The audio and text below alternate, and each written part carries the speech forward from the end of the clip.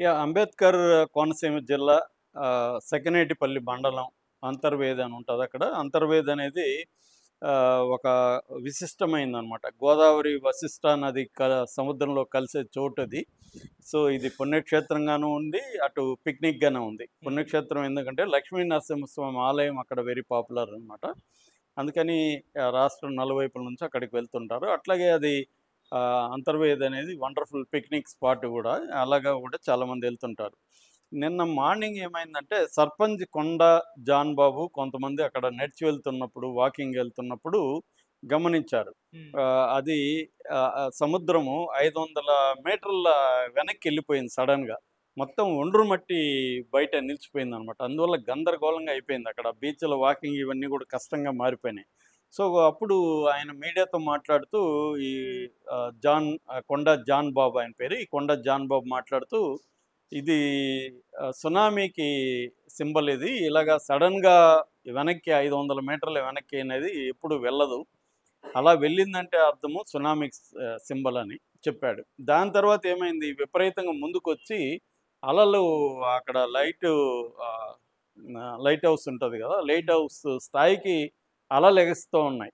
అంటే ఒక్కసారిగా వెనక్కెళ్ళడం, మళ్ళీ అలలు పైకి అంత పైకి వెళ్ళడం అనేది సునామీ చిహ్నం ఇది అనేది ఇప్పుడు చాలామంది చెప్తున్నారు. ఓకే. అయితే ఎందుకు సునామీ అనగానే మనకు భయమవుతుంది అన్నప్పుడు గత అనుభవం వల్ల 2004లో డిసెంబర్ 26న ఇండియన్ ఓషన్ సునామీ అంటారు. దీన్నే ఆహ్, సుమిత్రా అండమాన్ ఎర్త్‌క్వేక్ అని గూడా పిలుస్తారు. ఇది ప్రధానంగా ఏందంటే Burma tectonic plate, Indian tectonic ప్లేట్ల మధ్య జరిగిన ఘర్షణ వల్ల వచ్చింది అని చెప్తారనమాట. అంటే బేసిక్‌గా సునామీలు ఎందుకు ఏర్పడతాయి అనేది ముందుగా అర్థం చేసుకుంటే మనకి ఇవి తెలుస్తది. సునామీలు ఏర్పడడానికి ఏందంటే సీ ఫ్లోర్ మూవ్‌మెంట్ అంటారు. అంటే సముద్రంలో ఫ్లోరింగ్ ఉంటది కదా! హ్మ్. మట్టము. ఈ దాంట్లో వచ్చే మూవ్‌మెంట్స్ వల్ల ప్రధానంగా సునామీలు వస్తాయన్నమాట. దీన్నే ఫస్టు కారణం వచ్చి ఆహ్, సీ సీలో ఓషన్ ఎర్త్‌క్వేక్ అంటారు వాటిని. సముద్రంలో ఉండే నేల ఏదైతే ఉందో అందులో భూకంపాలు రావడం వల్ల సునామీలు వస్తాయన్నమాట.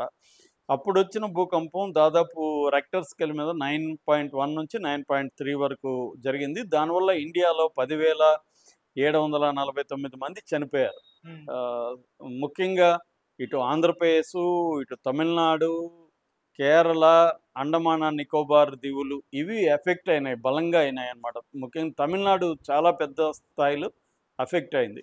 హ్మ్. సో, అది దాని నుంచి కోలుకోవడానికి చాలా కాలం పట్టిందనమాట. ఎందుకంటే చనిపోయింది ఎంతమందైతే చాలామంది మిస్ అయిపోయారు, గల్లంతయిపోయారు. ఇండ్లు ఇవన్నీ ఆస్తుల నష్టము, వెహికల్స్ కొట్టుకుపోయినాయి, చా పశువులు కొట్టుకుపోయినాయి. ఇలాగ చాలా పెద్ద ఎత్తున నష్టం జరిగింది. కొన్ని వేల కోట్ల లాసు జరిగింది ఈ సునామీ వల్ల. అందుకని ఆ సునామీ అనగానే ఒక్కసారి గుండెల్లో అందరికీ రైళ్లు పరిగెత్తాయనమాట. అంత భయముంది. సో, నంబర్ 1 వచ్చి ఎర్త్‌క్వేక్. నంబర్ 2 వచ్చి వాల్కానిక్ ఎరప్షన్ అంటారు. అంటే అండర్ సీలోనో వాల్కనోస్ ఉండే అవకాశం ఉంది. పర్వతాలు.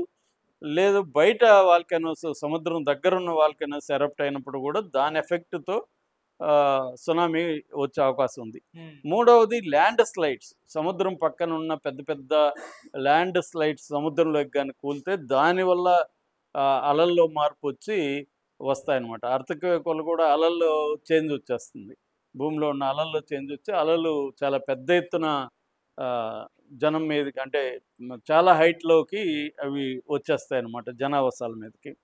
అట్లాగే లార్జ్ మెటియోరైట్ ఇంపాక్ట్ అంటారు. అంటే ఆస్టెరాయిడ్స్, కోమెట్స్ లాంటివి సముద్రంలో పడినప్పుడు దాని ఎఫెక్ట్‌కి అల్లకల్లోలంగా మారుతుంది సముద్రం. హ్మ్. దాని నుంచి కూడా వస్తాయి. అయితే ఎక్కువగా వచ్చేది మాత్రం సముద్రంలో భూకంపం రావడం వల్లనే సునామీ అనేది బలంగా వస్తుంది.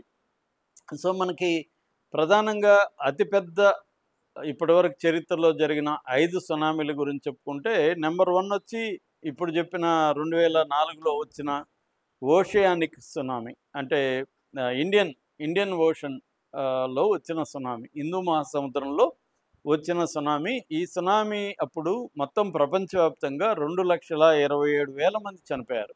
అందులో మనోళ్ళు 10,000కి పైన మా ఇండియాలో చనిపోతే ప్రపంచవ్యాప్తంగా 2,20,000 మంది చనిపోయారు. చరిత్రలో ఇదే అతిపెద్ద సునామీ.